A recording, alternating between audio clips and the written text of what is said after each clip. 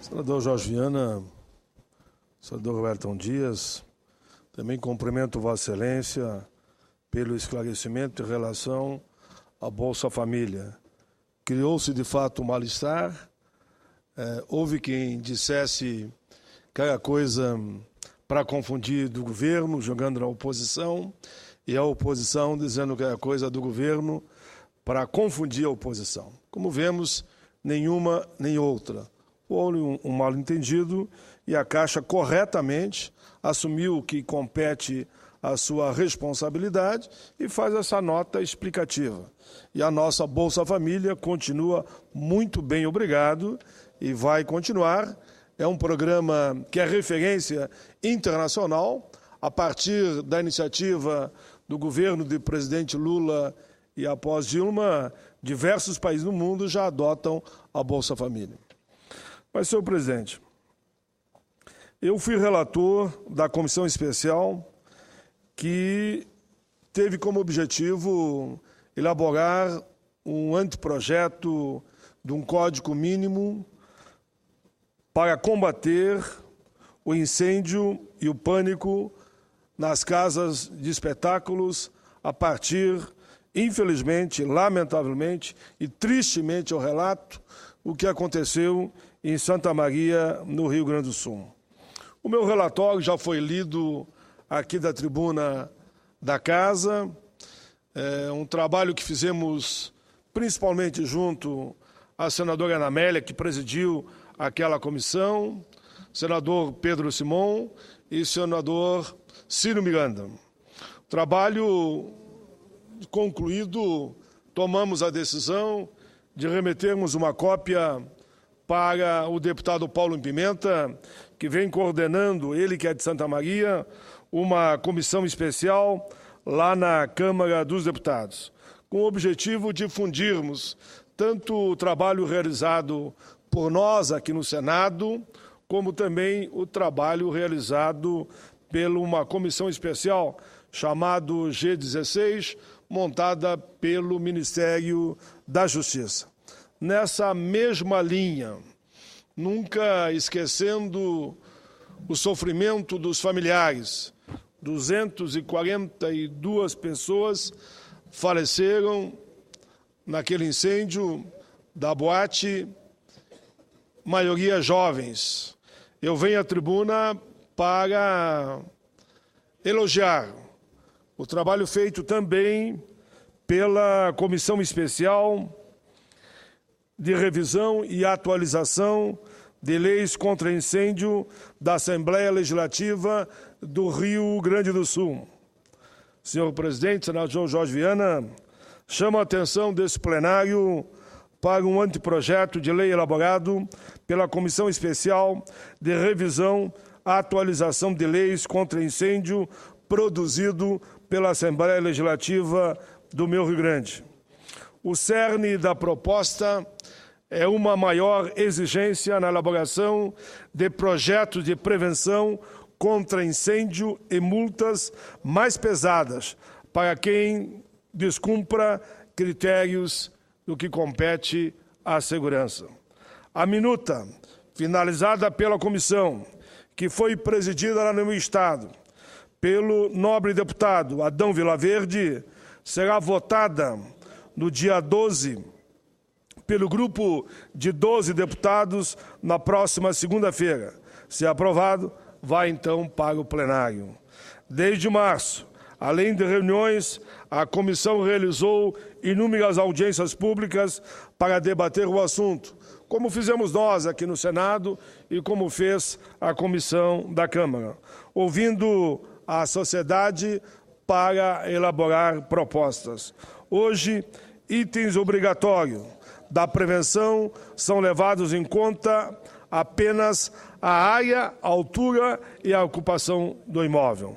A proposta é que se inclua na lista também lotação máxima, a capacidade de controle, a extração da fumaça e a carga de incêndio, ou seja, o potencial térmico da construção.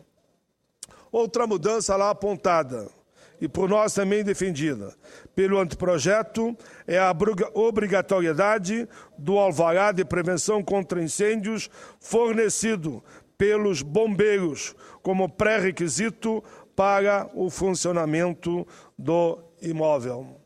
Olha, senhor presidente, para mim me disseram, não, mas não tem corpo de bombeiros militares em todas as cidades.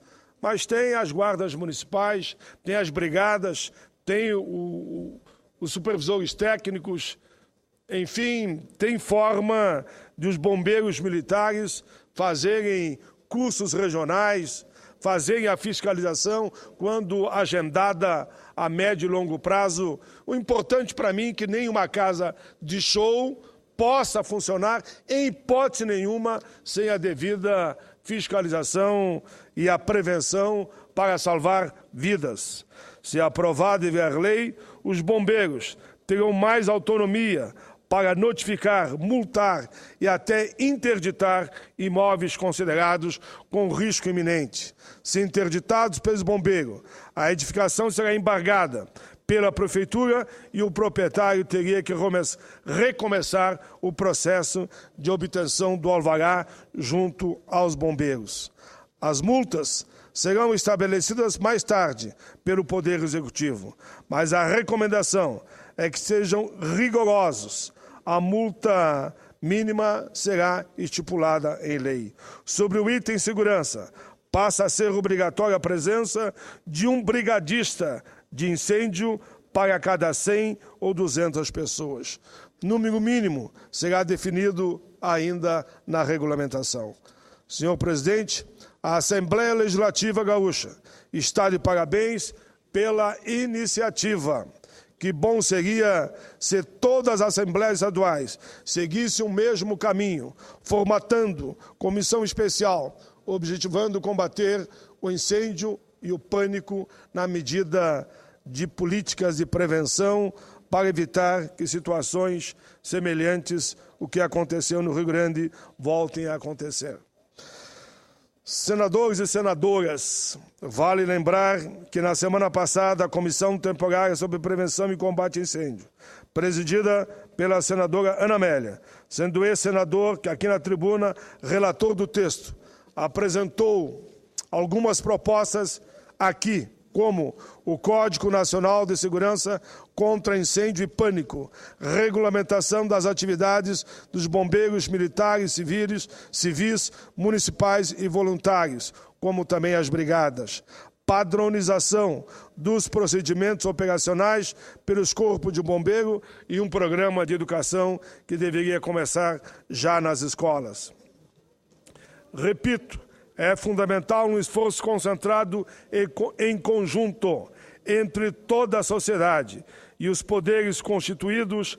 Reiteramos aqui os esforços da Assembleia Gaúcha, o trabalho desenvolvido pela Comissão do Senado, bem como do trabalho feito pela Comissão Externa da Câmara que trata do assunto, que tem na presidência o deputado federal Paulo Pimenta. Ajustamos que esse trabalho será um trabalho coletivo, senhor presidente, visando o bem comum e salvar vidas. Ainda, senhor presidente, nos meus últimos 5 minutos, eu quero destacar um outro tema. Vou falar aqui sobre pirataria. O Brasil vem seguindo a tendência mundial de combater o danoso crime da pirataria. A pirataria consiste na fabricação e na distribuição de bens materiais e imateriais, sem autorização do proprietário da marca ou do produto. Esses produtos inundam as ruas, avenidas das cidades brasileiras, causando grande prejuízo à indústria, ao comércio, às finanças do país, aqueles que pagam religiosamente os seus tributos. O ordenamento jurídico brasileiro, na esteira das legislações mais avançadas, acerta, no meu entendimento, ao defender a economia formal da deslealdade da indústria pirata, protegendo, na medida do possível, a propriedade imaterial e intelectual de brasileiros. Assim, é que o vigente Código Penal, em seu artigo 184, criminaliza a violação do direito autoral, ao prever pena de até 4 anos de prisão como pena de multa para criminosos. Gigantesca é a lista de produtos pirateados no Brasil e no mundo, ano após ano, desde roupa a calçado. Lembro que aprovei um projeto de lei de minha autoria e foi sancionado na época em que as roupas contrabandeadas, roupas falsificadas, apreendidas pela Polícia Federal e ficando sobre a responsabilidade da Receita Federal, passariam a ser doadas para instituições de caridade, depois, claro, de passar por um teste o produto quanto ao seu uso. Lembramos, roupas, calçados, passando por livros, impressos, CDs, DVDs e programas para computadores. A prodigiosa indústria da pirateria, multitentacular e diletéria, oferece péssimos produtos ao cidadão. Remédios, bebidas alcoólicas, ou óculos falsificados são produtos capazes de causar enormes riscos ao consumidor e danos irreversíveis à saúde no Brasil e em inúmeros outros países. Por isso que o meu projeto só fala na questão de roupa ou calçado e ainda passando por uma fiscalização se pode ou não pode ser usado para depois ser doado. Por outro lado, lembramos também, tamanha é a presença do comércio de produtos ilegais na economia internacional, que na proteção dos especialistas, a pirateria, na projeção dos especialistas, a pirateria chega ao ponto de lucrar mais que o próprio narcotráfico, tão condenado por mim já aqui desta tribuna. A pirataria não se restringe ao Brasil, já invadiu o mundo e desfila nas mais famosas avenidas. Senhor presidente, em alguns casos, vem sendo financiada por verdadeiras máfias internacionais, que se valem dos descritérios e até da ingenuidade de muita gente, principalmente os mais pobres, e sujeito à aquisição de bens de consumo da pior qualidade. Ressalta-se, porém, que o prejuízo causado pela pirataria não se limita ao indivíduo que, na qualidade de consumidor, tem acesso a toneladas de lixo industrial. Ao lado do consumidor, suportam danos imensos as marcas mais consagradas pela qualidade de sua produção, abusivamente exploradas por criminosos que, além de não desembolsarem um único centavo no desenvolvimento do produto de qualidade superior, desviam ilegalmente a questão dos tributos que os outros empresários pagam.